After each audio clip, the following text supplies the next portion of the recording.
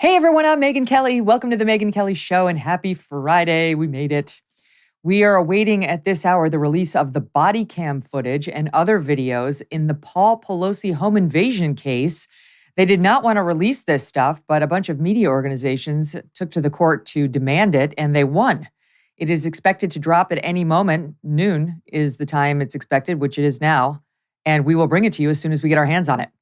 This comes as another video is breaking the internet, as they say, the latest in the Project Veritas undercover investigations featuring a top Pfizer executive. This is the guy in charge of research and development, speaking very freely and, you could argue, alarmingly. When he's confronted by James O'Keefe, you know, that moment when James O'Keefe sort of pops out of the shadows, things get really uncomfortable and kind of violent. Joining me now is Michael Knowles, host of the Michael Knowles Show over on the Daily Wire. Like many people, I am eating healthier these days, and that's why I love good olive oil. And by good, I mean fresh. Olive oil packs the most flavor and healthiest nutrients when it's fresh from the farm. Did you know that? And that's the problem with supermarket olive oils. They're not fresh. They can sit on the shelf for many months growing stale. This is why I like my olive oil direct from small, award-winning farms, thanks to a guy named TJ Robinson, also known as the olive oil hunter. When I first tasted TJ's farm fresh oils, I fell in love with their amazing, vibrant flavors. They are delicious on salad, veggies, pasta, meat, fish, whatever you use your olive oil on. As an introduction to his fresh pressed olive oil club, TJ is willing to send you a full-size bottle worth $39 of one of the world's finest artisanal olive oils for just $1 little to help him cover shipping. Best of all, there's never a commitment to buy anything, and you can cancel your membership at any time. Get your free $39 bottle for just $1 shipping and taste the difference freshness makes. Go to harvestfreshnow.com, harvestfreshnow.com for a free bottle and pay just $1 in shipping, harvestfreshnow.com. Michael, so glad to have you here. How are you? Megyn, great as always to be with you. Thank you for having me. Don't you love James O'Keefe? I mean, he's just he's a muckraker, right? He's just a stirrer of all sorts of excrement in a great way. You know, in this clip in particular, James O'Keefe proves that he is the Chris Hansen of politics. When he walks into that room, he says, hey, mind if I have a seat right over here? What are you doing here? Do you work for Pfizer? And then actually, Megyn, just moments ago before I came on, a classmate of mine reminded me that I actually went to college with this guy. This Pfizer executive was a year below me in college, and which makes perfect sense now because he has absolutely all the characteristics of so many of my more aggressive activist liberal classmates, which is that he's extremely ambitious, extremely cynical, willing to lie the first chance that it suits him, outraged whenever he faces consequences for his actions, and then by the very end of that expose, he says, well, I'm lying. I'm a liar. I was lying on this date. Nothing I said on camera was true. And I thought, buddy, that's not a great defense of yourself. If your defense is that I can't believe you, I'm going to have to go with the video. Exactly. I'll accept the spirit of your remarks. However, they don't apply to the part you're referring to. Mm-hmm. Yale, right, Michael, if memory serves? Yeah? It's okay. really decayed from those early days of Eli. Something's going on in New Haven. They got to figure out. They're not sending You could their never best. get in now. My God, they'd say, Michael, well, good God, no, he wouldn't even let him step foot on campus. Mm-hmm. All right, so let's walk the audience through it. This is, the guy's name is Jordan Tristan Walker of Pfizer. And again, this is their head of research and development, according to Project Veritas. And they unleashed one of their undercover journalists to go, quote unquote, interview this guy. So Jordan Tristan Walker is one of the voices you'll hear. And then you'll hear the undercover Project Veritas reporter sort of pressing him. And we have a few shots, so we're going to walk you through it. Here's the first where Jordan Walker talks about what Pfizer's doing to explore the COVID virus so that it can allegedly create a new vaccine. But what it's doing to the COVID virus sounds rather concerning. Here it is. That one. We're exploring, like, now, you know how the virus keeps mutating? Yeah. Well, one of the things we're exploring is, like, why don't we just mutate it ourselves so we could create undoubtedly develop new vaccines, right? So we have to do that. If we're going to do that, though, there's a risk of, like, as you could imagine, no one wants to be having a pharma company mutating viruses. Yeah. So we're like, do we want to do this? So that's, like, one of the things we're considering. Okay. Like, the future, like, maybe we can, like, create new versions of the vaccines and things like that. Okay, so Pfizer ultimately is thinking about mutating COVID? Well, that is not what we say to the public. No. That's why it was a thought that came up in a meeting, and we were like, why do we not? It was like, we're going to consider that with more discussions. Oh my God. Like, first of all, he's so giggly. This is clearly like an alleged date setup. This is generally how James does it. And so it's two guys out together, clearly drinking, and this guy's super giggly. And it's so fun that they're going to mutate the COVID virus, Michael, so that Pfizer can test new vaccines on it and then make more billions of dollars, one presumes. That clip is also where this guy's excuse at the end that he was lying and just making it up on the date, it's where it also falls apart because he's so specific. He's so fluent in the way that he's describing Pfizer engaging in gain-of-function research. This is not the first time this has occurred to him. This is not just a thought that is popped into his mind to impress somebody on a date. I don't know why this would be impressive, by the way, to say, hey, my company is doing really nefarious things, the sort of research that very likely caused the pandemic in the first place. And then he says, we're not honest with the public. We're not telling them what we're actually doing, but this is very specifically what we're doing. And then, of course, when he gets caught, he says, hey, forget everything I said. I was just lying here. It's all a big lie. In fairness to this guy, I'm grateful to him for exposing what Pfizer is almost certainly actually engaged in. But two, what he's doing is no different from what Dr. Fauci did. When this guy at the end of the video, James O'Keefe, nails him and he says, no, that's not true. We're not engaging in gain of function. That's all made up. That's what Dr. Fauci said before the U.S. Senate when he perjured himself under questioning, under oath, in front of Rand Paul. He said, we are not engaging in gain of function research. We've never funded it. And then Rand Paul brings the receipts of the specific research he was funding. And what does Fauci say? He goes, well, and if we were funding it, it's totally fine. He got caught absolutely red-handed. And so I think, okay, this guy Jordan Walker is going to be held to account. I assume he's going to lose his job. Well, what about Dr. Fauci? That guy keeps getting plaudits and wonderful laudatory documentaries about him. He's doing the same thing on a much larger scale. It's a good point. You know, I wonder whether this guy's going to lose his job because very few media outlets seem interested in the James O'Keefe tapes, and we're going to play more of them. And unless the pressure is put on Pfizer to explain whether in fact it's doing this and to comment on its senior executives, he's third in line from CEO, according to our look at the chart. They're going to keep doing it. They're going to get away with it, which is truly outrageous. Now, you are having some top doctors weigh in on this, saying how outrageous this is. We'll get to some of that as well. Pfizer, I hope, will be forced to respond to this on the record with whether it's doing this or not. Before we get to, because the reporter does say, that sounds an awful lot like gain-of-function research, where you take the bug and you find ways to make it more lethal or more contagious, and they have an exchange about that. I'll play it in 1 second, but first, let's listen to Jordan Trister Walker of Pfizer tell this undercover Project Veritas reporter about the testing they are doing on monkeys, or how it would work with their monkeys. Satu. How did you want to talk about that? Yeah. Okay, bro. So the way it would work is like we put them in the virus in these monkeys. Okay. And then we successively cause them to keep infecting each other. And we collect serial samples from them, and then the ones that are more infectious, like the virus, we'll put them in another monkey and you just constantly actively mutate it. That's one way. Okay. Or you can even do directed simulation, which we tend not to prefer. And then you just sample what the different proteins on the surface of the virus look like over time. Okay. So then you can see the mutation, and you can kind of force it to mutate in a certain way you want. Okay. But you have to be very controlled to make sure that this virus that you mutate doesn't create something that goes everywhere. Something crazy. I suspect is the way that the virus started in Wuhan. To be honest, it makes no sense if this virus popped out of nowhere.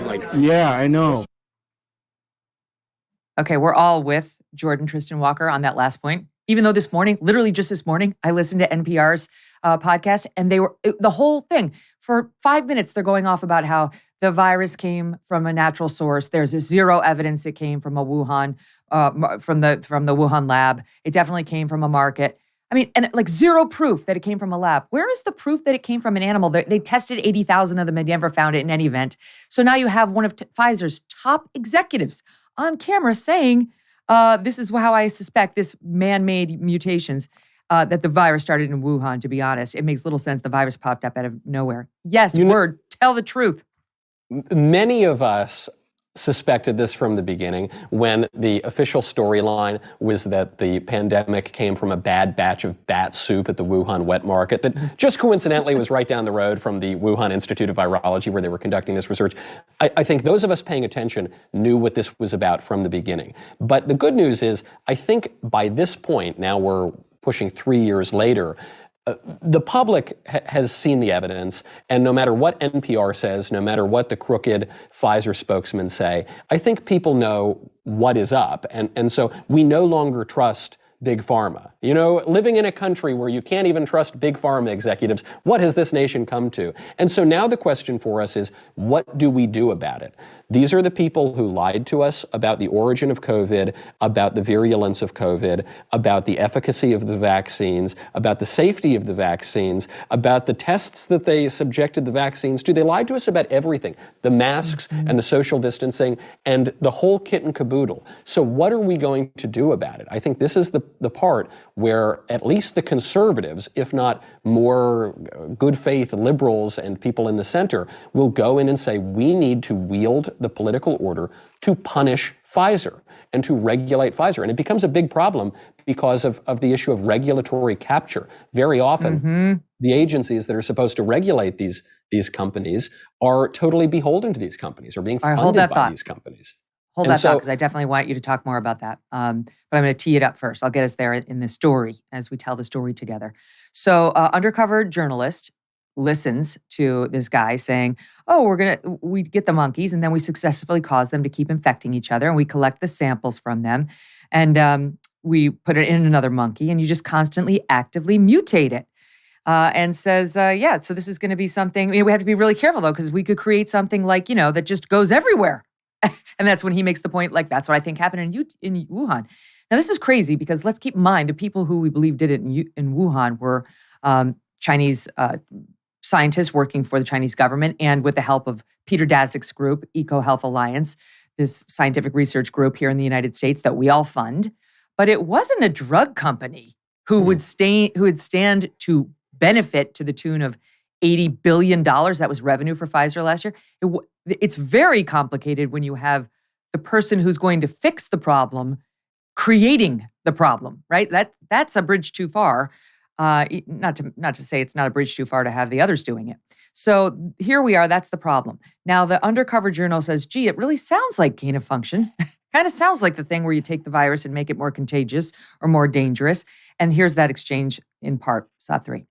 I mean, when is Pfizer going to implement the mutation of all these viruses? I don't know. It depends on how the experiments work out. Because this is just like something we're trying, right? It sounds like gain of function to me.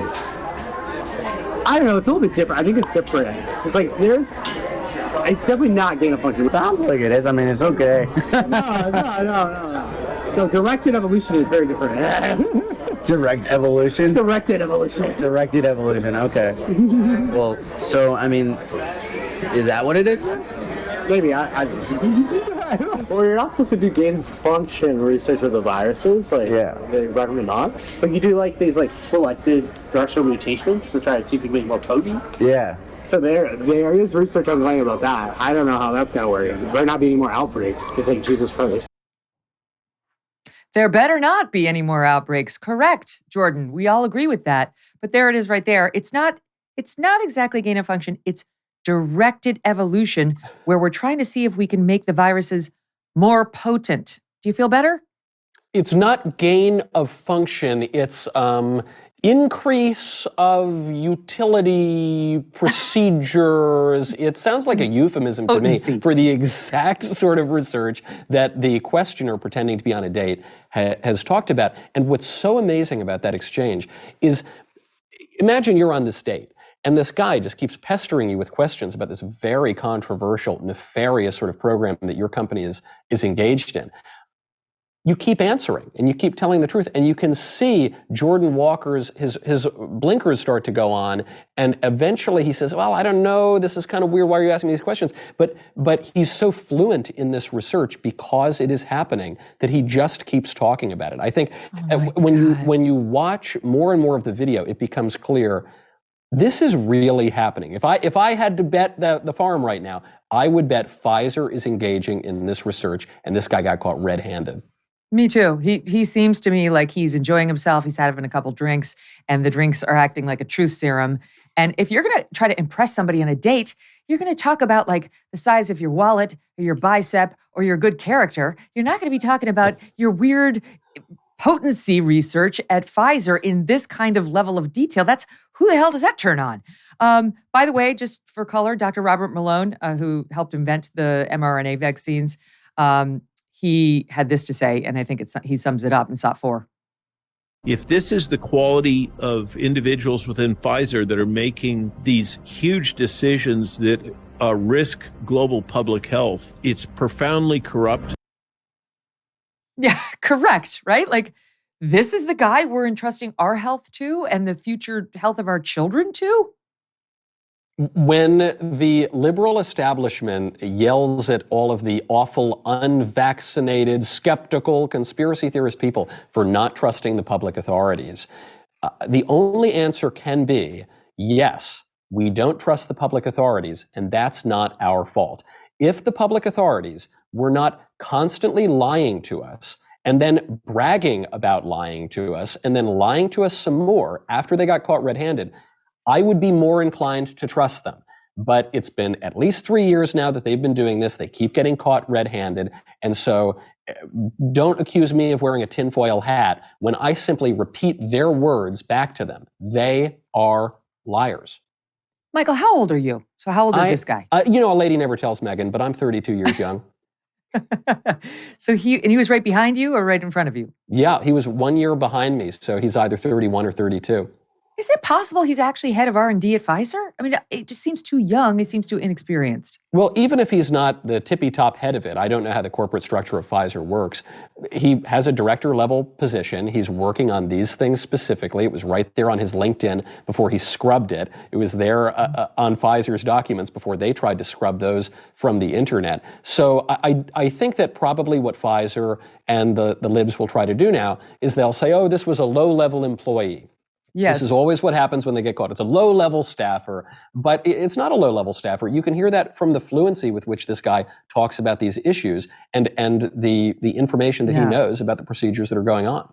It's true. And listen to you. You're brilliant and you're his age, so it's like, it can happen. You can get the whippersnappers who really wow people from Yale, and before you know it, they're running Pfizer R&D.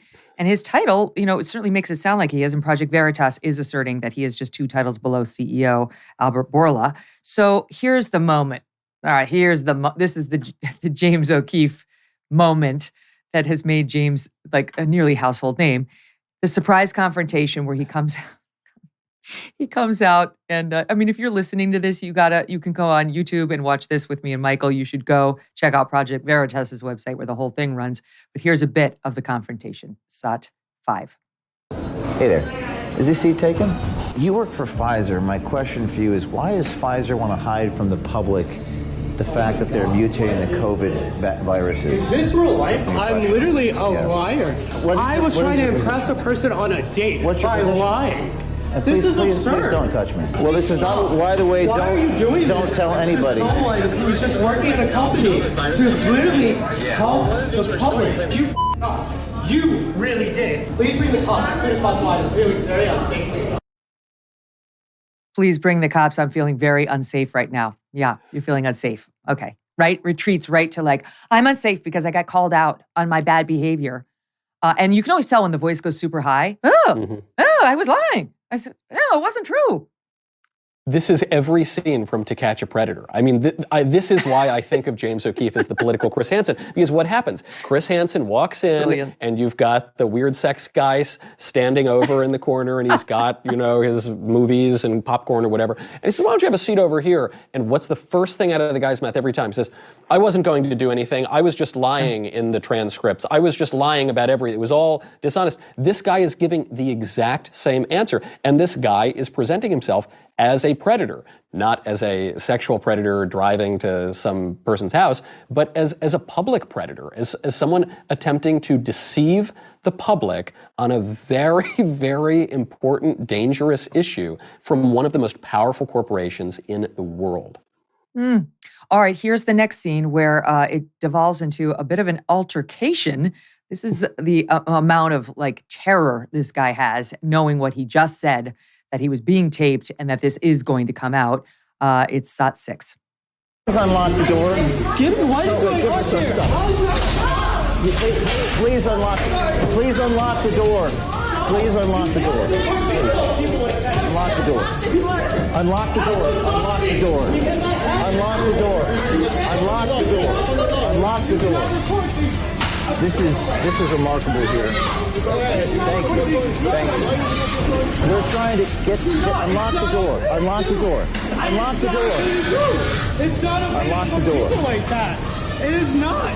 Stop. Let go of me. Now you're hurting me.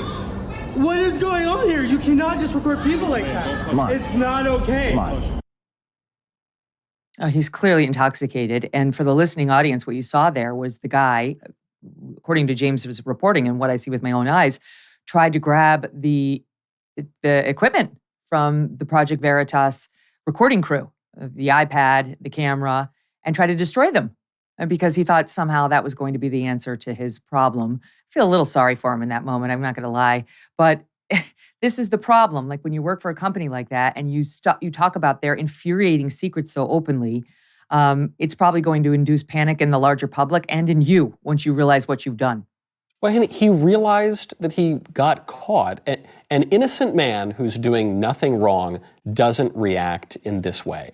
And he could say, well, I was just following orders. A lot of people have said that throughout history. But when you go to work, when you sign up to work for a company, you're putting your life on the line. You're putting your soul on the line. You're putting your moral self on the line. And when you do things that are immoral on behalf of your company, you are culpable for that. And so this guy reacts in a way that does not look good for him at all and is not going to work. First of all, even if he gets the iPad, there are 4 or 5 cameras filming over here. Right. He's not going to grab all of them. 2, James O'Keefe is a pretty buff guy, actually. And, as much as I love my fellow Yaleys, we're good at a lot of things, singing a cappella, occasionally dancing to musical theater.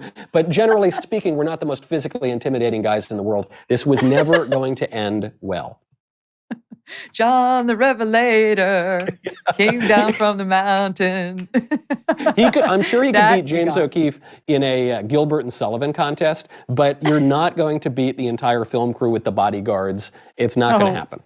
It's an act by a drunk, desperate man who can sense what he's actually just done. Totally irresponsible. But to your point, glad he did it and glad James did it because we deserve to know this. Mm-hmm. They're sticking that needle in our arms and our children's arms right now. They're still having mandatory vaccine programs all over the country. They're trying to bring them back in schools and so on. They're still in our school. And then to your point about why this is so pernicious, because the people who approved that vaccine and who are supposed to be holding Pfizer responsible and accountable for its role in the public health system are on the take. They're basically on the take because they are banking on getting a big job at Pfizer when they leave the FDA or potentially the CDC, as they have been doing for years. That's where they cash in. These public regulators who are looking out for us, and they discuss that too. Here's an interesting soundbite on that exact point. Soundbite 8. I'm a revolving door for all government officials. Wow. Yeah, for any industry though. So in the pharma industry, all the government officials who review our drugs, they come work for pharma companies. Like the military, all the army and defense, government officials eventually go work for the defense companies afterwards. How do you feel about that revolving door? It's pretty good for the industry, to be honest. Yeah. It's bad for everyone else in America. Why is it bad for everybody else? Because if the regulators who have to approve our drugs know that once they stop being a regulator, they want to come work for the company, they're not going to be as hard for the company. And they were doing their job. Right. Jordan, he nails it once again. Of course, we all know he is telling the truth. That is true. That's not a lie, though he claimed it to be later. We pulled the stats. Science Mag in 2018 did a report. 15 of the 26 employees who left the FDA later worked or consulted for the biopharmaceutical industry that was studying just 1 year, a 9-year period, I guess, in one field, the hematological, I don't know, in one field, Michael. And then they said this: science has discovered that 11 of the 16 FDA medical examiners who worked on 28 drug approvals and then left the agency for new jobs are now employed by or consult for the companies they recently regulated. 11 of the 16 FDA examiners who worked on the drug approvals. The vast majority who decide what drug gets approved or is okay to stick in our arms they're on the take. They are beholden to big tech for the big job to pay their big mortgages. This is a Big matter Pharma. of the highest sort of public corruption. And so we're laughing about it because it's kind of a funny video. And you might even feel a little sorry for the guy in the way that you feel sorry for anybody who gets caught doing something wrong and the kind of pity that one feels for criminals. But to your point, Megyn, this is deadly serious, truly deadly serious. These vaccines have been mandated. People have been forced to violate their conscience in many cases because the vaccines were produced using and developed using aborted fetal cells. They have been forced to get it against their will, knowing the risks or suspecting the risks. People have died from these vaccines. People have had very serious complications from these vaccines. And then furthermore, to the type of research that we're talking about here, gain of function research has killed people. If, as seems likely, gain of function research was involved in launching the pandemic in the first place, many people have been killed because of this. And Dr. Fauci, when he was discussing the risks of gain of function years ago, he said, well, it's basically worth the risks. Yes, it could go awry, but the benefits outweigh the potential costs. Well, even if that were the case, that ought to be a matter for public debate. I don't think that the benefits seem to outweigh the costs here, but that should be a matter for public debate, not for a pharmaceutical company to hide and lie to the public about, and then for that same pharmaceutical company to control the regulators who should, at the very least, be asking questions about these kinds of activities. Yes, it's true. And before you start to feel too bad, I'm talking to myself. For Jordan, here he is feeling pretty good about the amount of dough his company is collecting. And notwithstanding the risks of this making the viruses more potent activity. It's SOT7. Isn't that the best business model though? Just control nature before nature even happens itself, right? Yeah, if it works. What do you mean if it works? Because some of the times there were just mutations that pop up, right? They were not prepared for it, like with Delta or Omicron, right, and things like that. So who knows? I mean, either way, it's going to be a cash cow. COVID will probably be a cash cow for us for a while going forward. Yeah. I obviously like it. Well, I think the whole, research of the viruses and mutating it, would be the ultimate, cash cow. Yeah, it'd be perfect. It'd be perfect. And he says, it's hard to hear there, but he says, well, some of the times mutations pop up that we're not prepared for, like the Delta and the Omicron and things like that. Yes, the things that killed a lot of people, Delta in particular. Yeah, that's why we're concerned about this. But you can hear him enjoying the notion of it's still going to be a cash cow for us. A lot of people called us rubes, those of us early on who were skeptical of the whole COVID regime and the mandates and the lockdowns and the vaccines. And they called us rubes. They said, you don't understand how science works. I think those people don't understand how politics works, because anybody with two brain cells to rub together could have realized at the beginning of this whole lockdown nonsense that a handful of companies, a small number of individuals, stood to make a ton of money from the COVID regime. The COVID lockdowns broadly represented the largest transfer of wealth from the lower classes to the wealthier classes in recorded history. Do you think that doesn't have any effect on the kinds of policies that you're going to see pushed from the private sector, from the public sector? And by the way, the distinction between those two things is getting blurrier by the day. If you don't think that money has any role in that, I have got a bridge in Brooklyn to sell you, along with all the vaccines and the gain of function research. Again, Project Veritas is the one that got this story, broke this story. They're breaking their own records right now. So far, I think something like 13 million views on this video just posted last night.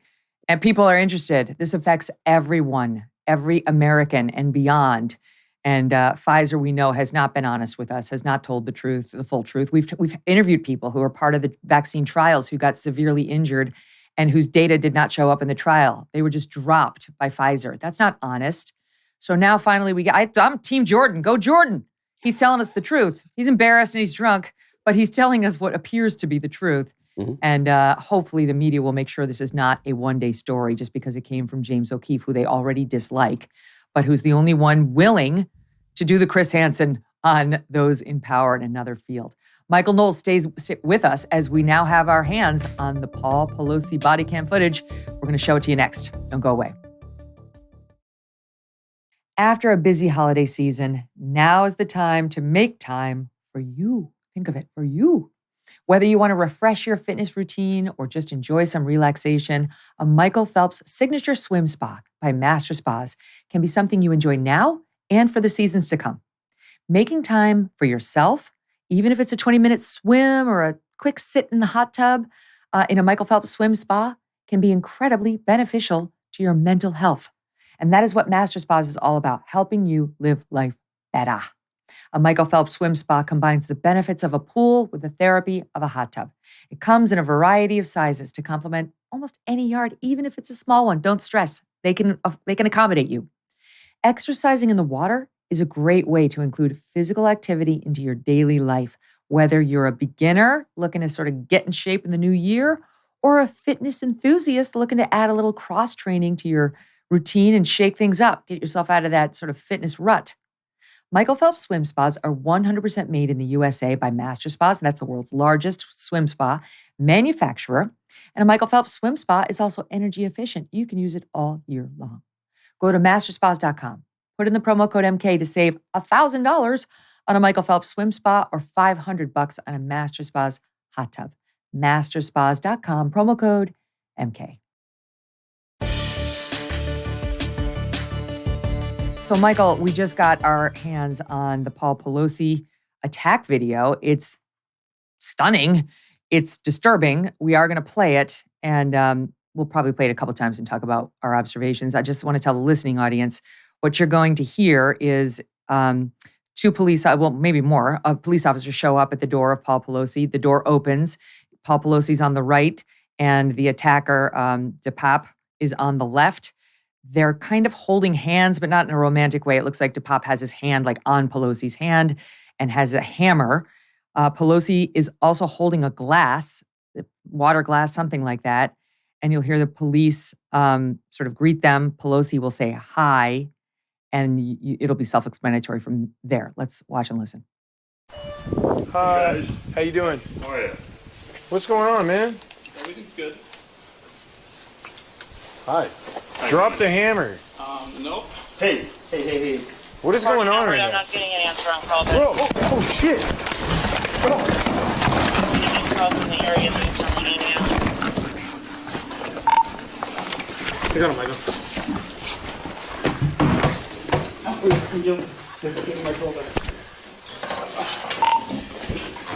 Edward 14, Edward 10 back. All right, that's the end of it.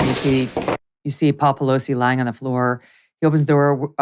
Keep in mind, the report is that this man came into his house at 2 a.m., that Paul Pelosi was asleep in his bed. So he's wearing what appears to be boxer shorts and like a sweater up top. And DePape is dressed. And my impression looking at this, Michael, a couple things. There's no urgency when the cops show up. Unclear who opened the door. It seems like, but it didn't appear to be the police. They're standing there. The guy's got a hammer.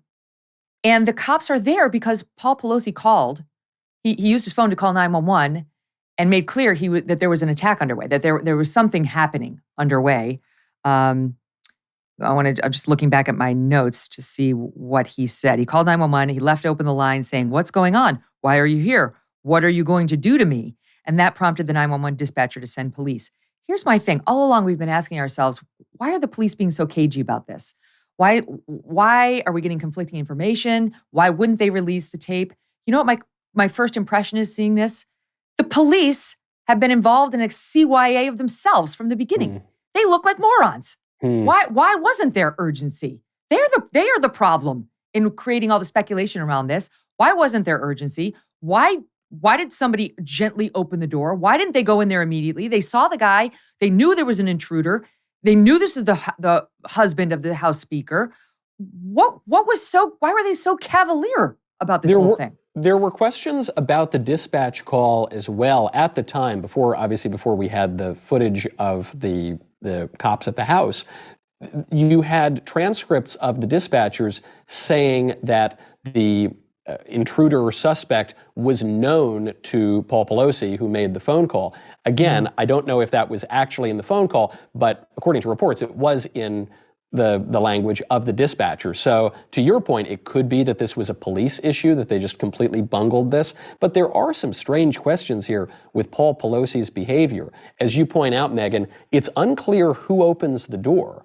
Paul Pelosi's got a drink in one hand, and then his other hand is being held by DePop. So it doesn't look like Paul Pelosi opened the door. It doesn't look like DePop was holding the door, because with one hand he's holding Paul Pelosi, with the other hand he's got the hammer. That's very strange. There's no urgency from the cops. There's also no urgency from Pelosi. One would imagine that if you've had someone break into your home, is holding you hostage with a hammer, particularly if your wife is the Speaker of the House of Representatives, you might say, help me, that this guy's trying to attack me. Maybe not. Maybe it's 2 a.m. and Pelosi was just totally out of it for whatever reason. But I agree the behavior of the cops is not quite what you would hope for in terms of urgency.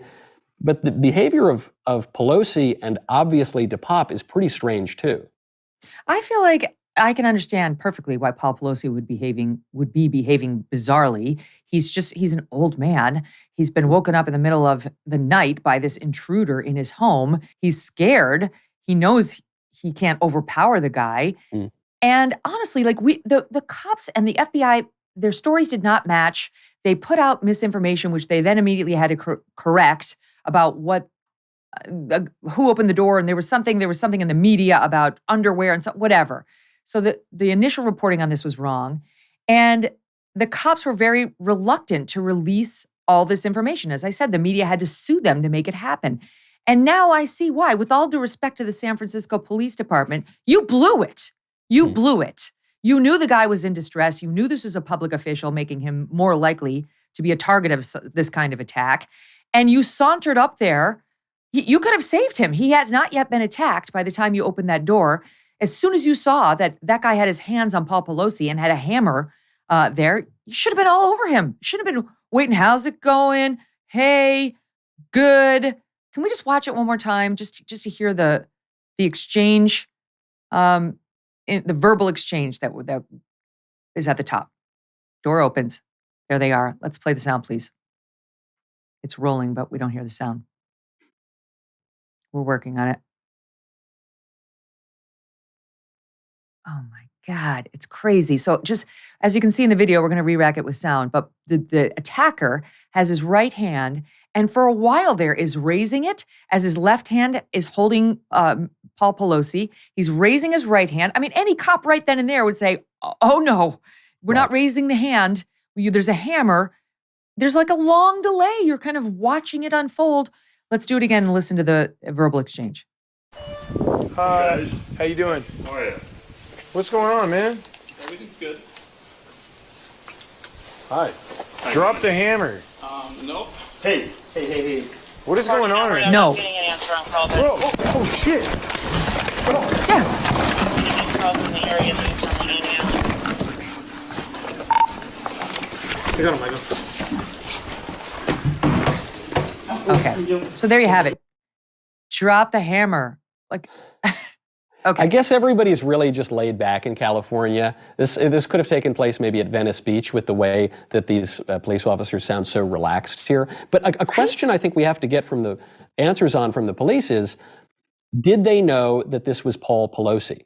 If they knew that this was Paul Pelosi, that dramatically changes the calculation here. If they thought it was just some random person they walked into, then who knows? Maybe it's an intruder, maybe it's a friend, maybe, again, that dispatcher suggested that the guy was known to Pelosi. So maybe they Michael, were if they confused by- didn't know, how do they not know? It's not like they have that many congressional leaders living in San Francisco, right? It's like she's the Speaker of the House. You don't know where and you're not doing your job.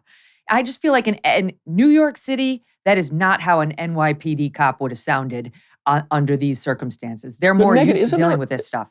There's another question. Why do the Pelosis not have more security? I'm not victim blaming. I'm not saying, but it is really strange. I mean, I know medium-sized podcasters who have a lot more security than the Pelosi seem to have. I know plenty of politicians who have more security. This woman is third in the line to the presidency.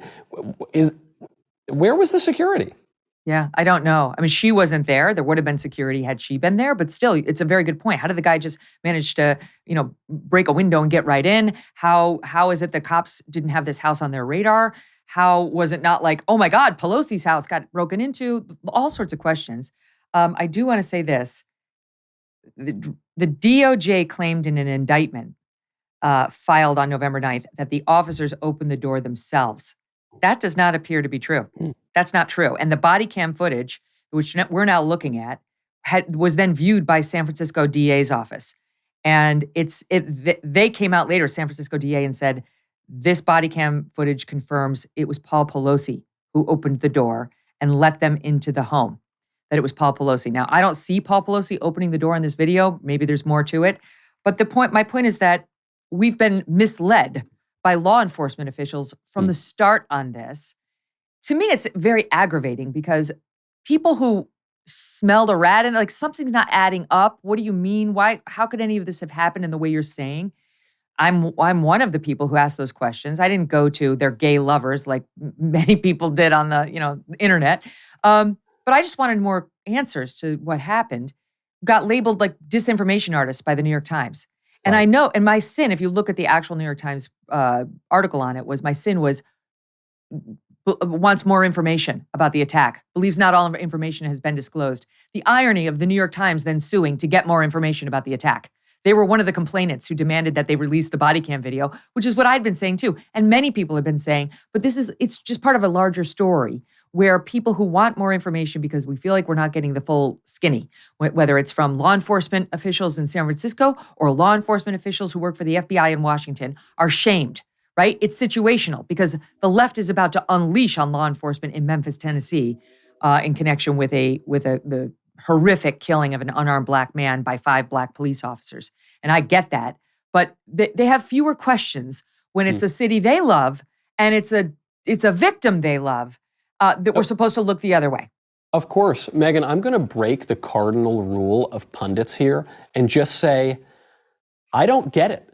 I don't get it. I've now watched this tape 2 or 3 times. I don't get the police behavior. I don't get DePape's behavior. I don't totally get, I just don't get it. And to your point, we were given a narrative by the DOJ. We were given a narrative by local police. Those were lies. I don't get why they were lies. I don't get why this story became a huge national story to the point that the President of the United States gave a speech on it right before the midterm elections, and then it just disappeared all of a sudden. Everyone is acting very, very sus, to use the language of the Utes, and I would just like some more information. Yeah, I know. We're about to get the 911 call. We'll have it in just a bit, and we'll play that too. We're not sure if we'll have it in the next couple of minutes. But just as a reminder, one of the reasons it became such a national story was the left decided to blame it on the right. They decided to blame it on right-wing rhetoric that led to this horrific attack. And then it took about 2 minutes to dig into this guy DePape's history to realize he's a lunatic. Yeah. He thought he was Jesus for a year. He spoke to fairies and made some little home for them. His ex gave an interview to the San Francisco Chronicle talking about how he could never hold a job. He's been homeless. He suffers from mental illness. He's a broken child in an adult body. He's got serious mental problems. He did help me fight against San Francisco's public nudity laws, which she wanted. She was a nudist, and so was he for a time. Okay, great. Believed there was a shadow government. On and on it went, but he was paranoid, believed people were watching him, and on. they refused, the left, to acknowledge this is a sick man on the streets of San Francisco because of the San Francisco policies, because San Francisco refuses to clean up its homelessness problem, its drug-addicted problem, and the fact that it looks the other way when rampant mental illness is running around the streets endangering its residents. They don't care. They think that's what bleeding heart liberals are supposed to do. And that problem crept its way right up into the home of Paul Pelosi. Well, these are the two big takeaways. If we had a magic wand and could do the whole thing over again, is obviously to prevent this, you would need to take care of lunatics and get them off the street, and you would have to have much more active and aggressive policing. Those are two issues that the left has run so hard against for the past, not only years, but past several decades, that they can't possibly admit that. And so they try to paint this Looney Tune as MAGA country or something, try to paint him as a Trump supporter, don't really see that anywhere. And then when that doesn't work, the story goes away. Correct. Well, we'll see now. We were not given the full story, and the SFPD does have egg on its face, and we were misled by law enforcement. So, there's still a lot of questions to be asked. And we'll stay on it. All right, I've got it. Oh, just as I was about to turn the page, we got the whole 911 call. This is the first time any of us has heard this. It's 2.5 minutes. This is when Paul Pelosi found this guy DePop in his home. We are told he demanded to speak to Nancy. Pelosi told DePop she wasn't there. The guy said he would wait for her. And then Pelosi got into the bathroom, we were told, and managed to call 911. Here it is. Please 74. 2022. Oh, I guess I called by mistake. What is this? This is San Francisco Police. Do you need help? Oh, well, there's a gentleman here just waiting for my wife to come back. Nancy Pelosi. 223 he's just waiting for her to come back, but she's not going to be here for a day, so I guess we'll have to wait. 0. Okay, do you need police, fire, or medical for anything? 8 seconds. I don't think so. 0, 2, 23, and 58 seconds. Is the Capitol Police around? 2, 20. No, this is San Francisco. They usually protect my wife. They're usually here at the house protecting my wife. No, this is San Francisco Police. Friday, October. I understand. 8, 2022. Okay, well. 0, 2, 24, and what do you think? 18 seconds. Think everything's good? He thinks everything's good. I've got a problem, but he thinks everything's good. 0, 2, okay. 24, Call us back if you change your mind. 8 seconds. No. This gentleman just came into the house, and he wants to wait here for my wife to come home. 0, 2, and so, 24, and 48. Anyway, he told me to put the phone down. Do you know who the person is? No, I don't know who he is. He has this. He's telling me not to. He's telling me not to do anything. What is your address, sir? 26. 2:25 and 0. What is your name? Seconds. My name is Paul Pelosi.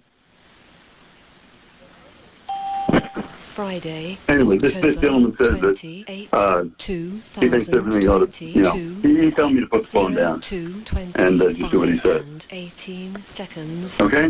Okay, what's the gentleman's name? I don't know. What's that? My name's David. The name is David. Okay, and who is David? I don't know. What's that? I'm a friend of theirs. Yeah, he says he's a friend, but as I said, I've never. But you don't know who he is? No, ma'am. 48 seconds. Okay. He's telling me I'm being very leading, so I got to stop talking to you, okay? 25 and okay. 50 You sure I can stay on the phone with you just to make sure everything's okay? No, he wants me to get the hell off the phone. 0, 2, 26 okay. and 0, 8 Thank you. seconds. Okay, bye. Oh my God. What? Oh my God. Right? What did we just listen to? That shows you, one, that some reporting was wrong in the beginning, because the reporting rightly said that Paul Pelosi used the term friend to refer to this guy. But obviously in the context here, he says, I don't know this person. Oh, he wants me to say that he's a friend. He says that he's a friend of ours. And then, so Paul Pelosi, for it being 2 a.m, handles this really incredibly well, very cool under pressure. And then this 911 dispatcher, okay, well, have a nice night. No. She's an idiot. Wow. She's an idiot. I'm sorry, but she's an idiot. That guy could not have been trying to telegraph. Obviously, they're both listening. The perpetrator, the assault, his assailant is there. And they've clearly got it on speaker. And the 911 operator failed to put together the fact that the criminal is listening to every word. And Paul Pelosi's trying to play a dangerous game. He's been forced to, where he's trying not to piss off the guy next to him. But he's clearly trying to telegraph, I'm in trouble. Get over here. It's and so she's obvious. like, and he says, my wife, Nancy Pelosi. Hello? Is she an idiot? And then he says, are the Capitol Police around? No, this is San Francisco Police. Oh my God. My God. The question from the beginning is, who is hiding something here? Is it the Trump Republicans? Is it Pelosi and the Democrats? Well, now we have the answer. It was the cops hiding everything because of sheer incompetence. Yes, we're not done. Can you stay over? Can you stay to the top of the hour for a few more minutes on this? For you, Megyn, right, anything. Thank you, my friend. Stick around because we've got to squeeze in a quick break and there's much more to dissect. Don't go away. My God. Is your business still using spreadsheets and emails to manage important sales commission? Why? Is your support and operations staff stretched thin and stressed out from dealing with all this unnecessary paperwork? Why? Are your salespeople constantly trying to piece together the puzzle for what they're getting paid on and what's potentially missing? That's annoying. This is where ClearComp comes in to make your life easier. ClearComp is a one-stop shop for your business to manage sales commission documentation like commission plan info, product info, and facts. It's basically a sales operations and sales enablement dream platform. ClearComp works seamlessly and securely with your existing software applications for your billing, CRM, HR, you get the picture. Your sales team is going to perform their best with real-time results and earnings using ClearComp's interactive boards like this one. And your operations team will be able to make commission plan adjustments with just a few clicks. So please, get this done already, right? Stop putting it off. Modernize your sales organization. Improve your business today by visiting clearcomp.com. That's ClearComp.com. Book a demo and tell them I sent you. We finally get our hands on the 911 call Paul Pelosi, then husband of the sitting Speaker of the House, Nancy Pelosi, made to authorities after an intruder named David DePape entered his home at 2 a.m. Back in the fall. Nancy Pelosi was not at the home. Paul Pelosi was sleeping in his bed, according to the authorities, at 2 a.m. when this man entered his home. They found the means of entry were via a back door through which he broke the glass. There was a lot of speculation about what happened in this case because the information we were getting from San Francisco PD and ultimately the FBI/DOJ did not match up. And people had a lot of questions about what this man was doing in the Paul Pelosi home at that hour. And the reports just sounded bizarre. And now we're getting much more of the story. I think Michael Knowles nailed it right before the break. The questions about who was covering up or potentially covering up and why have now been answered. The San Francisco police had a lot to cover. This dispatcher's behavior for the first 2/3 of the call is an outrage. She sounds like some kind of a moron. Neither you nor I has ever been in law enforcement, and it was very clear to both of us, and I'm sure to the listening audience right now, what Paul Pelosi was doing.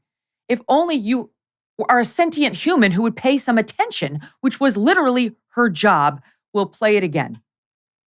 Please 74. 2022. Oh, I guess I called by mistake. What is this? This is San Francisco Police. Do you need help?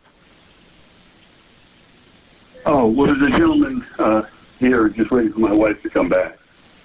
Nancy Pelosi. 223 He's just waiting for her to come back, but she's not going to be here for a day, so I guess we'll have to wait. 0. Okay, do you need police, fire, or medical for anything? 8 seconds. I don't think so. 0 to 23 and 58 seconds. Is the Capitol Police around? 2:20. No, this is They usually protect my wife. They're usually here at the house protecting my wife. No, this is San Francisco Police. Friday, October. I understand. 2022. Okay, well, 0 to 24 and what do you think? 18 seconds. Think everything's good? He thinks everything's good. I've got a problem, but he thinks everything's good. 0 to okay. 24, Call us back if you change your mind. 28 No. seconds. This gentleman just came into the house, and he wants to wait here for my wife to come home. 0 to And so, 24 and 48. anyway, he told me to put the phone down. Do you know who the person is? No, I don't know who he is. He has this. He's telling me. He's telling me not to. He's telling me not to do anything. What is your address, sir? 26. 2:25 and 0. What is your name? Seconds. My name is Paul Pelosi. Friday. Anyway, this gentleman says that he thinks everything ought to, he's telling me to put the phone down and just do what he says. 18 seconds. Okay? Okay, what's the gentleman's name? I don't know. What's that? My name's David. The name is David. Okay, and who is David? I don't know. What's that? I'm a friend of theirs. Yeah, he says he's a friend, but as I said, I've never. But you don't know who he is? No, ma'am. 48 seconds. Okay. He's telling me I'm being very leading, so I got to stop talking to you, okay? 25 and okay. 50 You sure I can stay on the phone with you just to make sure everything's okay? No, he wants me to get that off the phone. 0 to 26 okay. and 0 8 Thank you. seconds. Okay, bye. Michael, the parts he says there's a gentleman here waiting for my wife to come back, Nancy Pelosi. She won't be here for days. He's waiting. Okay, do you need police, fire, or medical for anything? Are you an idiot, madam? Okay, so that's number one. And then Paul Pelosi, I don't think so. Clearly not. And by the way, he kicks it off by saying, "Oh, I guess I called you by mistake." Right? He's clearly not telling the assailant he's going to call SFPD or 911. He's going to call to see when Nancy's coming back. Capitol Hill Police, I'm going to get it for you, assailant. This woman doesn't get it. So he says, he's going to wait. Do you need us for anything? Need police for anything? He says, I don't think so. Then he says, is Capitol Police around? They're usually here protecting my wife, who I've already told you is Nancy Pelosi, Speaker of the House, yet no alarm bells have gone off for you. And she says nothing. Then she says, no, this is San Francisco Police. oh my God. And then he says, I understand. And then he says to DePape, I don't know, what do you think? He's trying to say, we're buds, we're in it together. I got you. You want Nancy. I'm going to find Nancy for you, wink, wink, right? What do you think? He thinks everything's good. I've got a problem. And even at that point, this moron says, okay, call us back if you change your mind. Oh my God, Michael. The one that got me the most was that second one. It was the, okay, well, do you need anything? He goes, is there Capitol Police around? No, this is San Francisco Police. Like you're calling your bank, like you're calling an airline. Hey, oh no, yeah, that's a different department. Call this number. See you. Bye. He goes, no, I'm not ready to go. Okay, well, call us if you need us. Call us if you need us. The fact that this guy was able to keep his cool, not just out of fear of the assailant who was in his home, but out of just pure rage at this incompetent woman. Yes. I can't tell, is the solution here to fund the police much more so that they can hire people who can do the basic function of their job? Or are the libs right? Should we just defund the police and start over? Because this is just so absolutely shocking. The initial reports were contradictory, as you say, Megyn. Law enforcement was not agreeing with each other. Then the video, I think, was inconclusive. The video did not make a lot of sense. It frankly raises more questions than answers. This 911 phone call is convincing and damning, and I can see why the police did everything they could to prevent it from coming out. Yeah, me too. If they look ridiculous, they should be embarrassed about how they handled this, both in that dispatch call. And I understand it's a stressful job and you've got to figure out a lot, but please, and anybody, I mean, my 9-year-old would have had it well before this dispatcher got it. And then I was going to say initially, well, maybe that excuses the cops in showing up at Pelosi's house and the way they handled it. But I don't think so, because even this moron who took the call got it by the end and understood. He's not a friend. He's saying that, but I have a problem and I don't know him. Oh, and by the way, I've already told you, my wife is Nancy Pelosi. And so I'd love to know now, what was the communication between her and the police officers she dispatched? Did she make them perfectly clear, as she clearly should have, who they were dealing with? And the fact that this was an intruder situation where the guy was scared and trying not to, like clearly communicating that he was in distress without saying those exact words. In any event, to me, any cop would have shown up there, guns drawn, and ready for anything. But these cops let this guy, Paul Pelosi wasn't hurt. He wasn't hurt when that door was opened. Right. And who opened the door remains unclear. The question I have now is, if this is the treatment that Paul Pelosi gets from the San Francisco police, what do the regular people get? If the dispatchers can't hear this man all but shouting into the phone, come over here right now, a man is trying to kill me and my wife, Nancy Pelosi, Speaker of the House, get over here right now. He's all but doing that. And if the dispatcher can't understand that, what about an abused wife who is calling the cops and trying to be somewhat surreptitious and implying that she's in danger rather than explicitly stating it? What about a person who's a regular person facing a regular burglary? What are any of these people getting the first response services that they're paying for and that they deserve? Yeah, that's exactly right. I have no idea, but I feel like they need to answer for this behavior, because they caused what was a crime that happened to have been caught in part on camera to become this out of control story where people kept asking question after question after question and kept getting stonewalled. And look, if you just pull out and release parts of what Paul Pelosi said, you could make him look bad. You could. And that is how I feel this was initially released by law enforcement, without revealing their own sin in the progress and the utter befuddlement for some reason of this 911 dispatcher who's literally in the job of trying to discern levels of emergency that call. You don't accidentally call her. He said, I called by mistake. He said right up front, there's a gentleman here trying to get my wife, Nancy Pelosi. Hello. I'm wondering whether this woman even knew who Nancy Pelosi was. There's no light bulb, Michael. She doesn't say like, Nancy Pelosi, Speaker of that. Is it possible this woman didn't know? I think it's likely that this woman didn't know, given her tone in the phone call. But you've hit on a point that's so important here, Megyn, which is earlier you mentioned that there were all these conspiracy theories floating around. Initially, from the left, you had the conspiracy theory that this was some kind of Trump conservative Republican agent or something who had his wits about him. Then you had all of these conspiracy theories from the right that Paul Pelosi was having some drunken orgy or something, that this guy DePape was his lover or something like that. But where did those conspiracy theories come from? They came from the leaked words of the transcript, the leaked reports about this cop interaction that made it seem as though this guy was a friend of Paul Pelosi, that Paul Pelosi was not in distress at all. Who leaked it?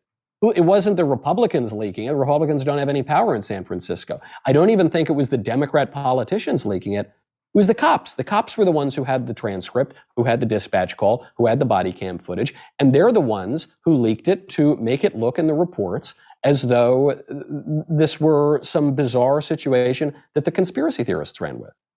I'm just looking back on some of the initial reporting on this. This is via Politico, clearly having spoken with law enforcement from October 31st, 2022, saying officers arrived at the house, knocked on the front door, were let inside by an unknown person. They discovered DePape and Pelosi struggling for a hammer.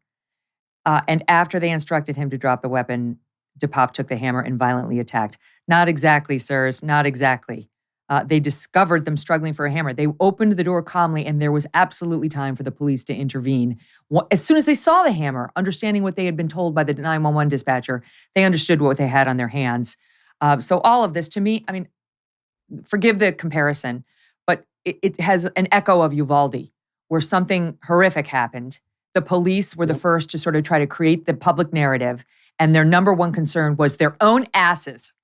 And this has a similar strain to it. Of course. The libs can almost be forgiven for thinking this was a politically motivated attack because the Pelosi's are the Pelosi's. The conservatives, I think, certainly can be forgiven, the ones who indulged in some of the more eccentric theories, because according to the reporting, nothing added up, and it did seem like Paul Pelosi knew this guy, and there were all of the leaked aspects of this episode seem to suggest that this wasn't just a random guy breaking in to kill them. And I think the only people who cannot be excused here are the people in the San Francisco Police Department hierarchy and that dispatcher, and the people who were dealing with this at the time, who completely blew it. And even if you're going to say, okay, you totally blew it, well, you were in the heat of battle, or what about the people who covered it up? Now we have the surveillance video of the intruder breaking into the house. This is the first time we've seen that. Let's watch it, and I'll try to narrate it for our listening audience. I can't see much either. It's black and white. He's banging with what appears to be a hammer or some sort of instrument on the back, probably window, because we know that was broken. He's going after it time and time again, really slamming it. My God. I mean, it almost looks like he has like an axe, slamming down on what I think is the window of the back door over and over. And now the full shoulder, knocking the door. Now the left foot, kicking the door. He's halfway in, a leg is still out, and he goes all the way in. So now we have the story. That's how he entered. He attacked Paul Pelosi in the middle of the night. A desperate Paul Pelosi called police. And as you point out, the domestic violence victim is a good analogy, where you don't call up and say necessarily, if you haven't been hurt yet, he's going to attack me. You call up and say, oh, I can't find my child. My child left the house and there's an emergency that I need some. This has been done by people in danger since the beginning of time. And they had a completely moronic 911 operator who took way too long to get it, further increasing the stakes for Paul Pelosi. I don't know what she said to the police officers on call, but I'd love to hear how she relayed the emergency. They got there, took too long to realize that he was in grave danger. And that hammer coming down on Paul Pelosi's skull, in my view, could have been prevented. Before I let you go, Michael, I've got to ask you about it's not a good day for police in the news. There is a terrible case coming out of Memphis, Tennessee, and it's starting to get more and more attention. Tyre Nichols was a man who was pulled over in a traffic stop that wound up becoming fatal. He was beaten to death by 5 cops. Tyre was black. The 5 officers were black as well. This isn't necessarily a racial thing, though those questions will be asked, notwithstanding, even when we have black police officers, that gets injected by people with agendas.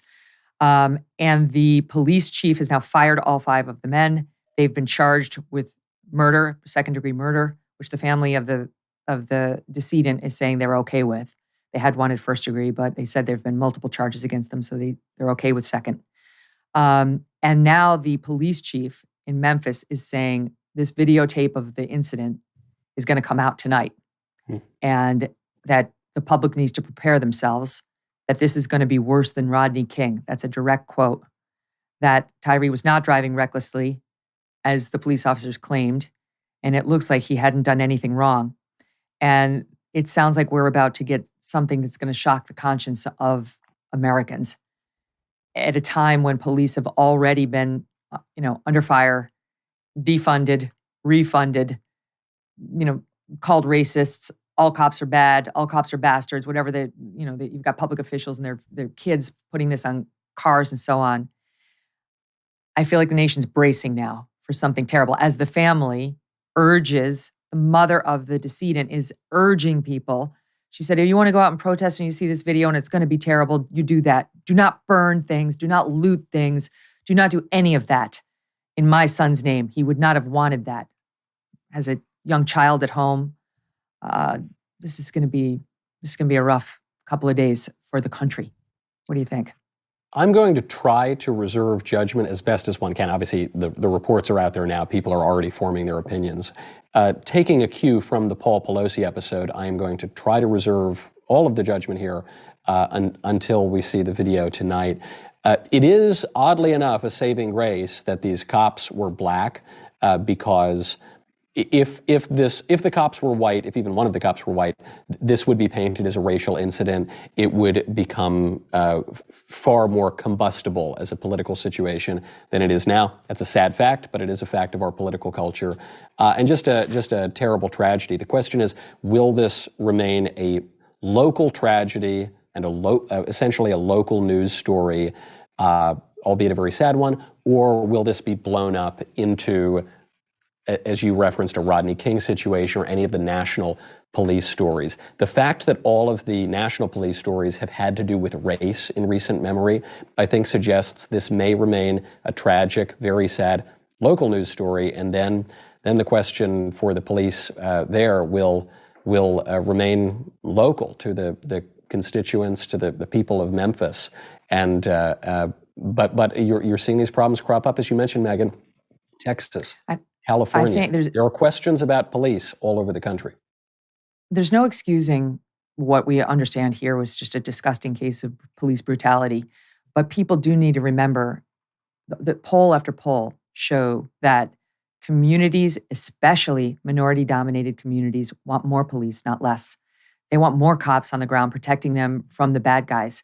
And when the police turn out to be the bad guys, it's particularly disgusting given their role and the need of all communities to be able to trust them and to be able to trust when they pull over. And yes, especially if you're a person of color, that you will not be unnecessarily harassed or hurt or killed. That's just a fundamental principle of society. But we must remember that the vast, vast majority of police officers in this country are honorable and are trying to serve and protect the community to the best of their abilities and are not out to hunt, as LeBron James said, black men. And just a couple of stats. This was not a police shooting. This man was beaten to death. So these statistics I'm about to give you do not encompass the full scope of deaths at the hands of police. But the Washington Post for the past several years has been keeping a log of every person shot and killed by an on-duty police officer.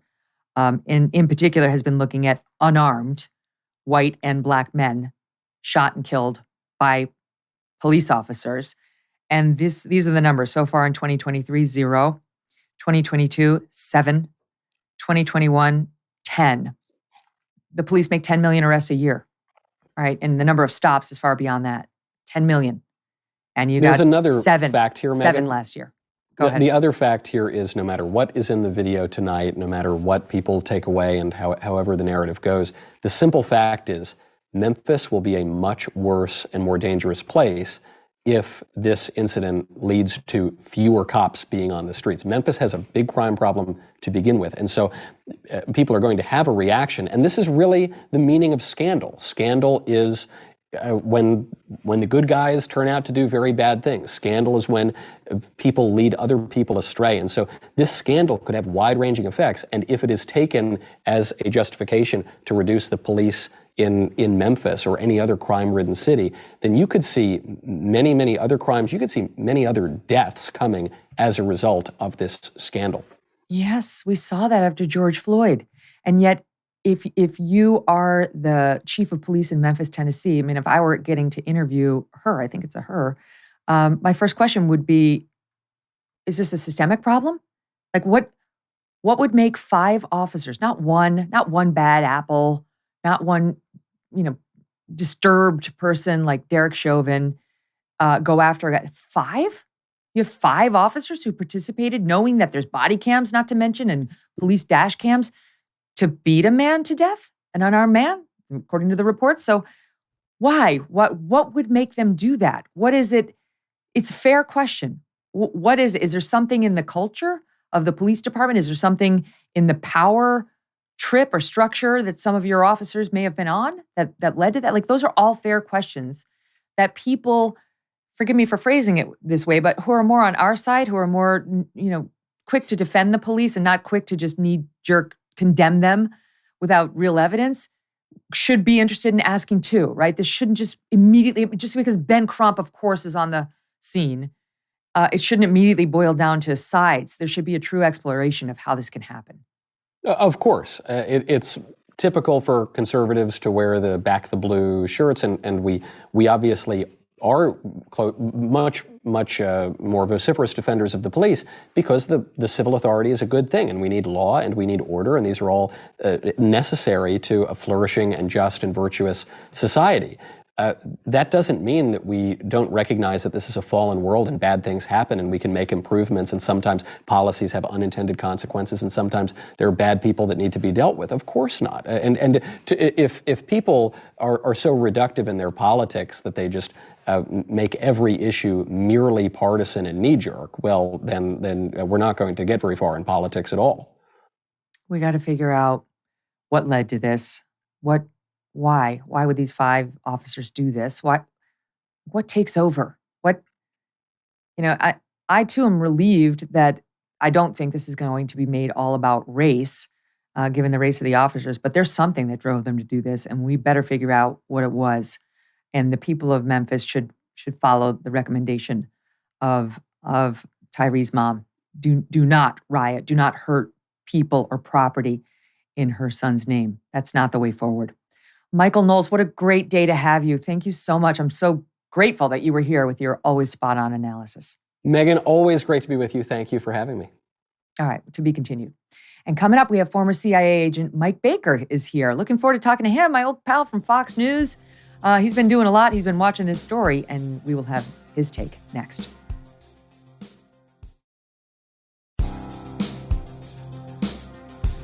My next guest spent 15 years as a covert CIA agent specializing in counterterror and counter-narcotic operations.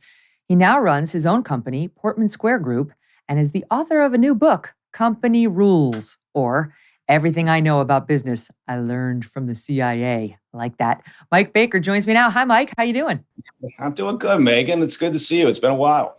Yeah, good to see you again, too. Good for you for getting out there with your thoughts in the book and on Rogan all the time, which is cool. I think you might be his favorite guest. Well, that's very kind of you to say. He's a great guy. Can't say enough good things about him. And thank you for mentioning the book. It's an audio book, so I'll put people's minds at ease because I don't really know enough big words to write a whole book. But this is hopefully an easy listen for people. And I narrate it myself, so it's really very soothing. It's very soothing. I love audiobooks. It's almost the only way I consume books these days. It's just so easy. You can do it in your downtime and, you're sort of drifting off to sleep, and then you can go back for what you missed. Really enjoying them. So yes, I will dig in. Let me ask you, as a guy who, had spent 15 years in the CIA trying to go after bad guys and help people color inside the lines, what you make of this Paul Pelosi news, that 911 call, Mike. Yeah, that I was listening to you talking with Michael Knowles earlier, and I think you raised a really important point, which is that if you think like we would, right? If you're somebody who follows politics, if you're somebody who follows the news, right? Because that's part of your makeup, then yes, the 911 operator sounds completely ignorant and completely, incompetent. But if you then put yourself in the place of a 911 operator who's just doing a job, right? And going home and not watching news and not caring about news because maybe they're a single parent, whatever it is. So I think when you said maybe the operator just had no idea who Pelosi is, and then certainly when he mentioned the Capitol Police, that wouldn't ring any bells. I think it puts it into some context that is maybe a little bit easier to understand. So I'm being too hard by calling her a moron because I'm like, do you need police? He's like, he's telling her in every way he can, yes, I need police. Like, she just wasn't getting it, Mike. Well, but so I refrain, I hold judgment on whether she's a moron or not. But I have seen a real variety of abilities when we're talking about law enforcement, and we're talking about the intel community, and we're talking about government, and we're talking about politics. They're all over the map when it comes to their abilities, their training, and that's part of the problem, which is what we always talk about when we talk about law enforcement. How can they do their job better? You know what? You need more and consistent and thorough training, and that includes somebody like a 911 operator who's really at the pointy edge of the spear when it comes to conflicts. When this guy, he says, He's looking for my wife, Nancy Pelosi. He's waiting. I told him she won't be home for days, but he wants to wait. And then says, is Capitol Police around? They're usually here protecting my wife. No, this is San Francisco police. Then he says to the assailant, I don't know. What do you think? What do you think? And says, he thinks everything's good. I've got a problem. And she responds, okay, call us back if you change your mind. Come on. Yeah. It's indefensible. Yeah. No, you can't. I don't disagree with the fact that it sounds really bad. I'm just saying that I'm not surprised sometimes when I see a level of incompetency because it's based on a lack of knowledge or training. And I think that's what we're looking at here. But you can imagine Pelosi, and I think Michael Knowles mentioned it, says he kept his composure in not just saying, what the hell? What do I have to say to you to get you to respond properly? And, can you imagine? And then you have to wonder, what was the response? What was advised to those responding officers who showed up on the doorstep, right? What was their brief before they showed up based on that call and based on the 911 operator's interpretation of that call, right? So, but I'm just going to guess. I am going to guess that your average cop who opens the door, and they should have known that it was Paul and Nancy Pelosi's house. If they didn't, there was another system failure. And you see the Speaker of the House, her husband, standing there with an assailant who's holding a hammer. It's not a good time for chit chat. It's not the time. No. And they said, and look, they have to be able to assess the situation. I don't want to sound like I'm apologizing for every step, because there was clearly a sort of a cascading effect here of mistakes, of errors, right? And it actually started with the U.S. Capitol Police surveillance feed, right? That is in Washington, D.C., because they do have a surveillance feed on the Pelosi home. But it's one of many monitors within the complex there that they have to watch. And so until those police cars showed up with the lights flashing, and it suddenly catches your attention because you're looking at banks of dozens of other monitors. So that's the first problem. Well, then it kind of keeps going from there. But with the police showing up, you can tick off in a handful of seconds the moment from the time that they spotted the hammer, right, to the time they said drop the hammer, to the actual attack. And there's a moment of assessment. They're not just going to knock the door down and charge at Paul Pelosi and this individual, right? That's a movie thing. So they have to be able to do a spot assessment very quickly. Unfortunately, the perp was able to grab the hammer in that short period of time. Again, it doesn't excuse some of the other mistakes that took place, but I am saying that when the police rock up on a situation, it's a lot more complex than sometimes TV and film make it out to be. No, I appreciate that. And I've never been a cop. What do I know? I've practiced law and I've been a journalist. And so it's easy for me to, pass judgment from my cheap seat over here. It's just, to me, in my layperson's eyes, it looks rather shocking, knowing what they knew, the fact that that attack did not have to happen. Can we just look at it one more time? I just want to see that the video of the cops showing up at the door to see, because to me, it seemed like an eternity to when the amount of time that they had to get that hammer out of the guy's hand. But the video, I'm talking to my team now, the video of the cop showing up at the door, not the 911 thing. How you doing? Oh, yeah. What's going on, man? Everything's good. Hi. Drop the hammer. Nope. Hey. What is going on right now? I'm not getting an answer on call. Oh, shit. There you go. And it's off. Mike, I may be reading into it. The officer from his voice sounds kind of young. Kind of tells it's not an older guy, and that could mean not that much experience. I don't know, but yeah. Again, you've got a problem with consistency of training, throughout the law enforcement across the country, right? And they deserve more in terms of resource. I've never been one to say, pull back funds from the police, because look, if you want better police, you got to train them better, right? That's just the reality of it. You have to be consistent in that training, but I would say the bigger mistakes here, and they've done a hot wash on this thing, and they do what's called a gap analysis in terms of the security that takes place here. And the real critical mistakes were, the perimeter security that existed around Pelosi's home was clearly inadequate. The coverage of surveillance handled by the U.S. Capitol Police, that obviously failed. Because they could have identified this problem if they'd been monitoring properly the home in real time. And then that line of communication, right, between the 911 operator, the Capitol Police, the local police that were responding, there was a lack of understanding as to what they were going to rock up on when they knocked on that door. So those are the real points of problem here when you're evaluating something like this. Yeah, that this is, they should have gone in there knowing this is a 5-alarm fire. Like we have a deadly situation on our hands. And you were not getting that feeling from that videotape, and certainly not from the 911 call. It took her far too long. Right. Again, because of this failure of communication from the start of this whole effort. Let's shift gears, because 15 years in the CIA, and it's been back in the news lately. The subject of the CIA and what, if any, connection they had to the most famous or second most famous presidential assassination of all time, and that was that of JFK. We were told back in 2017 that they were going to release all the files. The CIA has files, and they were going to see them all. And then Trump postponed it, and because the FBI went to him and said, "Don't do it," and presumably the CIA too. And then Biden did the same, though some were released in December, though not all. So we still don't have all. Supposedly by June, we're going to have all. But more and more, we're hearing speculation in the news that the CIA had a role in it. Maybe not coordination with Lee Harvey Oswald, but perhaps looking the other way, failing to do its duty, perhaps intentionally failing to do its duty. What do you make of the speculation and the growing fervor behind that theory? Yeah. Well, first of all, I understand why it's such a powerful conspiracy that just it will never go away, right? It's just, even if they released everything they have, there'll still be folks out there saying, no, that's not how it happened. It happened this way.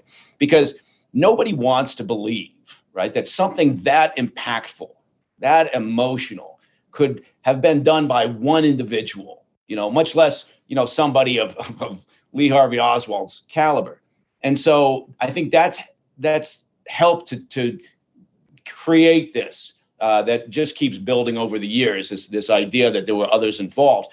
Releasing the documents, look, I'll be honest with you. I think unless what they're doing is waiting till every last possible person who was alive at the time is dead now, I don't know why they're holding on to anything at this stage, unless, and typically the only reason that you would do that is because it would reveal sources and methods, or would reveal sensitive sources.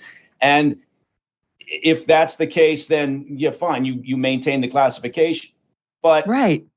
Yeah, I would say never, but I'm not one who is fallen down into this thing of look, I think the CIA and other governments, people are going to say that. Of course, that's what I would say. But I haven't seen enough yet to say I'm connecting all of these dots and putting the CIA in there as the head of this big cabal that wanted Kennedy dead.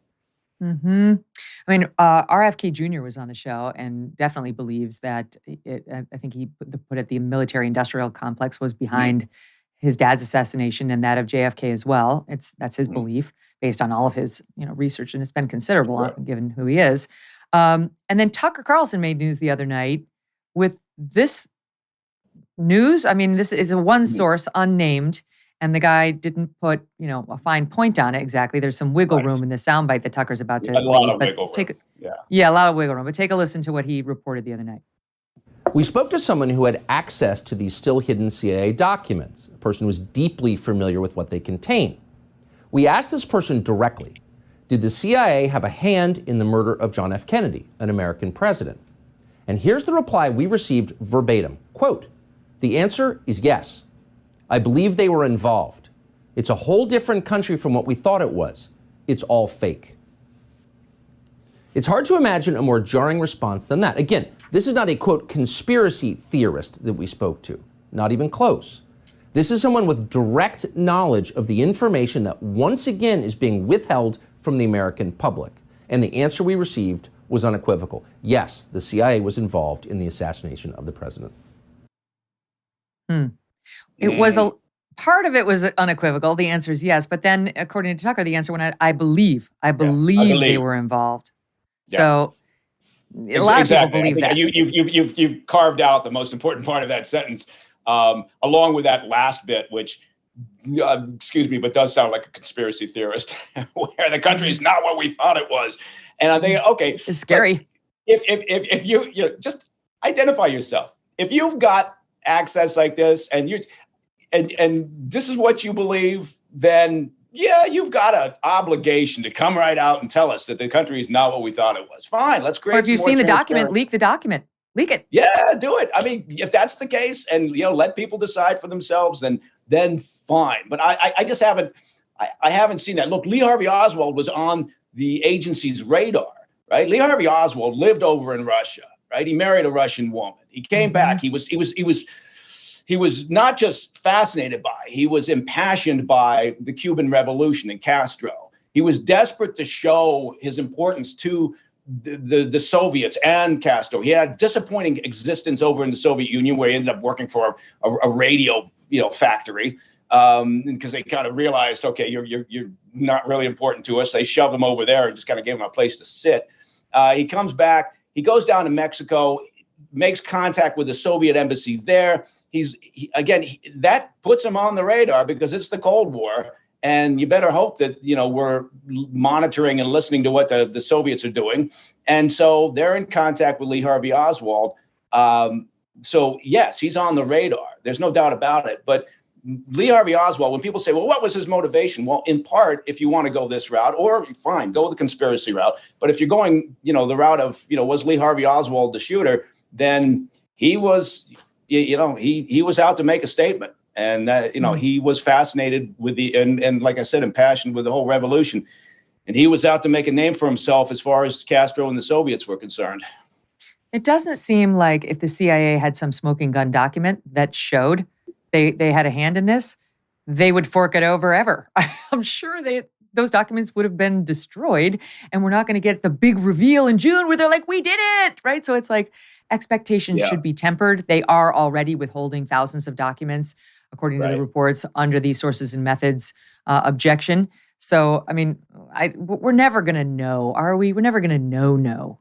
Well, we may have all the facts laid on the table at some point, but it doesn't mean that we still won't have the conspiracy theories. And that's the way things work. But I do think the interesting thing that one of the things I took away from all my time behind the curtain there, by seeing how government works and the intel community works, is that. I firmly believe this: people can't keep their yap shut for an inordinate amount of time.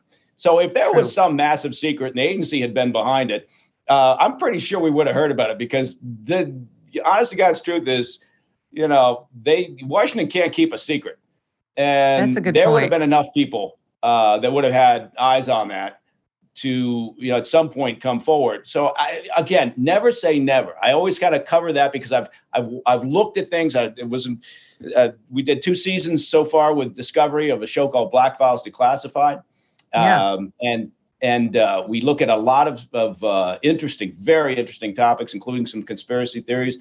And so never say never, but I'm not there yet. But you're at I doubt it. Okay, so that's for the record. So let me ask you, because there's been so much coverage lately, especially of the FBI, and whether it's become a political operation, and whether it needs to be sort of taken down to the studs and rebuilt, because it's been politicized by people from within, from leadership, and so on. Having been 15 years at the brother organization, the sister organization, what do you make of those claims? And do you think the CIA may suffer from similar problems?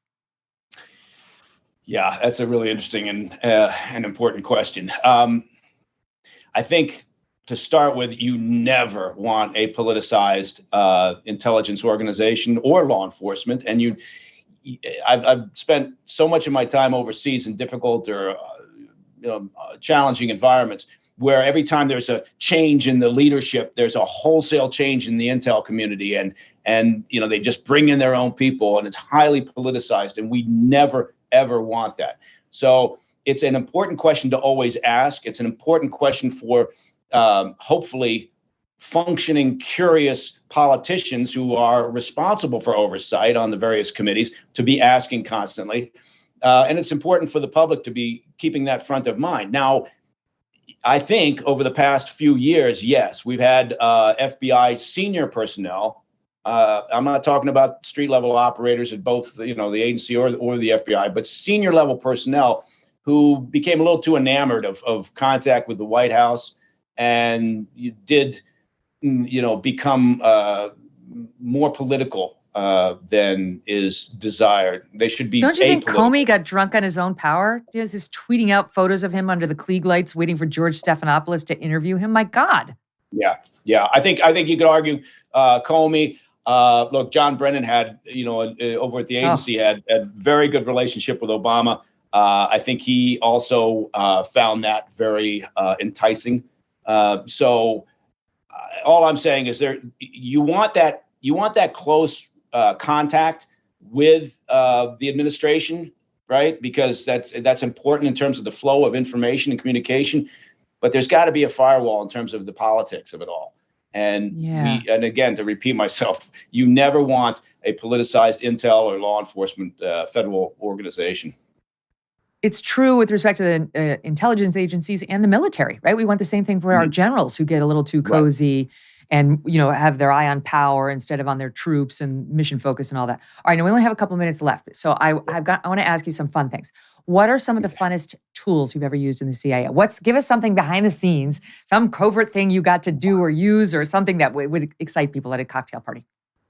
I tell you what excited an asset the most once, right? I can't talk about a variety of things, and obviously I can't talk about tech gear really, but I will tell you in an operational meeting one time in the middle of I don't even know what's after a fifth world country, but we finished the meeting, and he had handed me a couple of pieces of paper to write, to review as we were talking, and then he had to get off. He actually had to get out of there, and I had to get out of there. And while he's talking, I'm busy folding this paper, and there's a thing you can do called a fan fold. I'm not releasing sources and methods. People could Google it, I suppose. And so then I fan folded this paper. I set it on the table between us, and then I lit it with my trusty Zippo lighter. And it just burns. It just goes straight down. No smoke, nothing. It just burns straight down, right? And this guy, suddenly I was like, Jesus, right? He couldn't believe what he'd seen. And I'm staring at him thinking, I hadn't even thought about it. But I thought, you know what? That was pretty cool. So wait, did you read it first? You read it and then you burned it, right? Oh no, I didn't want to know anything. I just burned what? it. No, of course I read it. Why? I was going to you fooled me. No, it was, and then I kept it all up here and then got rid of it. So. And then you walked out of there with a little new swagger in your step, little swagger. A little swagger, but that was it. So that was the one thing that I thought, of all the stuff we've done over the years and all the things we'd handled, that seemed to impress somebody the most. You still got the swagger in your step. So what are people going to learn if they buy this book?